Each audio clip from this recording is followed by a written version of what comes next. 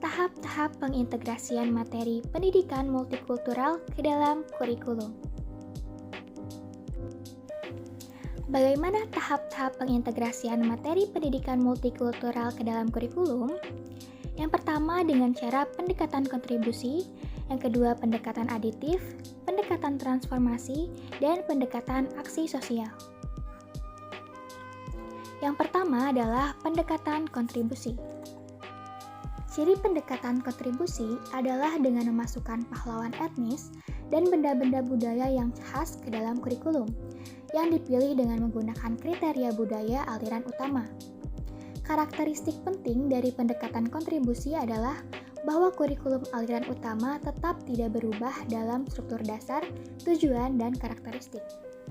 Pendidikan kontribusi juga merupakan pendekatan paling awal bagi pengajar untuk mengintegrasikan materi etnis ke dalam kurikulum. Namun, pendekatan ini memiliki beberapa kelemahan yang serius. Jika integrasi kurikulum dilengkapi, terutama dengan memasukkan pahlawan dan kontribusi etnis, siswa tidak memperoleh pandangan global tentang peranan kelompok etnis dan budaya di masyarakat Amerika Serikat.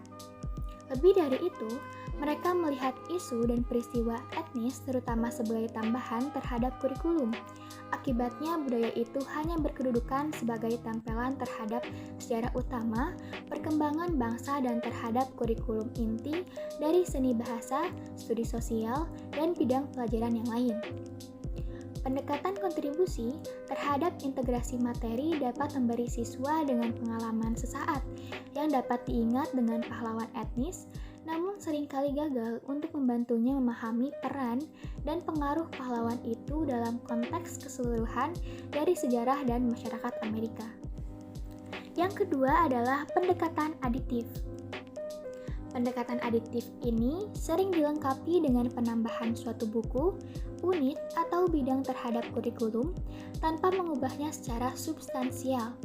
Pendekatan aditif memungkinkan pengajar untuk memasukkan materi etnis ke dalam kurikulum tanpa restrukturisasi, yaitu suatu proses yang akan memakan waktu, usaha, latihan, dan pemikiran kembali dari maksud, sifat, dan tujuan kurikulum yang substansial.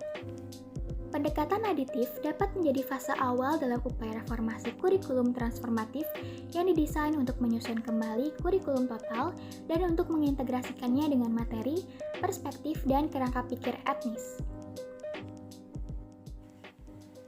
Yang ketiga adalah pendekatan transformasi. Pendekatan transformasi berbeda secara mendasar dari pendekatan kontribusi dan aditif. Pada kedua pendekatan, materi etnis ditambah pada kurikulum inti aliran utama tanpa mengubah asumsi dasar, sifat, dan strukturnya. Dalam pendekatan transformasi, ada perubahan dalam tujuan struktur dan perspektif fundamental dari kurikulum. Pendekatan transformasi mengubah asumsi dasar kurikulum dan menumbuhkan kompetensi siswa dalam melihat konsep, isu, tema, dan masalah dari beberapa perspektif dan sudut pandang etnis. Tujuan pendekatan ini memungkinkan siswa untuk melihat konsep dan isu lebih dari satu perspektif dan melihat peristiwa, isu, atau konsep yang sedang dipelajari dari sudut pandang kelompok etnis, budaya, dan ras partisipan yang paling aktif atau berpengaruh paling meyakinkan. Isu kurikulum esensial yang terdapat dalam reformasi kurikulum multikultural bukan penambahan dari daftar panjang dari kelompok, pahlawan, atau kontribusi etnis, namun pemasukan berbagai perspektif, kerangka pikir, dan materi dari berbagai kelompok yang akan memperluas pemahaman siswa akan sifat, perkembangan, dan kompleksitas masyarakat Amerika Serikat. Yang keempat adalah pendekatan aksi sosial.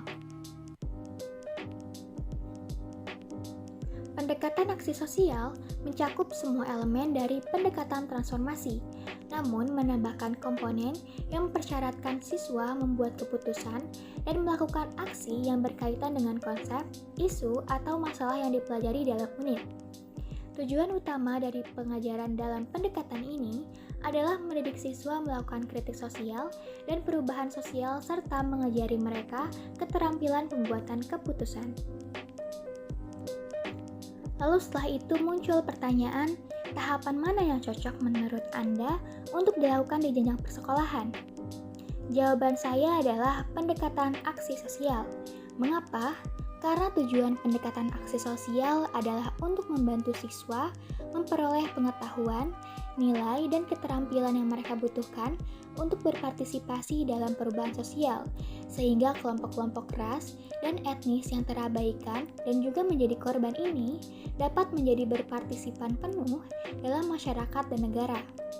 Maksudnya adalah, siswa tidak hanya mempelajari pengetahuan tentang menumbuhkan kompetensi siswa dalam melihat konsep, isu, tema, dan masalah dari beberapa perspektif dan sudut pandang etnis saja, namun siswa diajar untuk dapat juga menjadi agent of social change yang mana dapat menentukan keputusan dan kritik sosial serta perubahan sosial yang terjadi di masyarakat.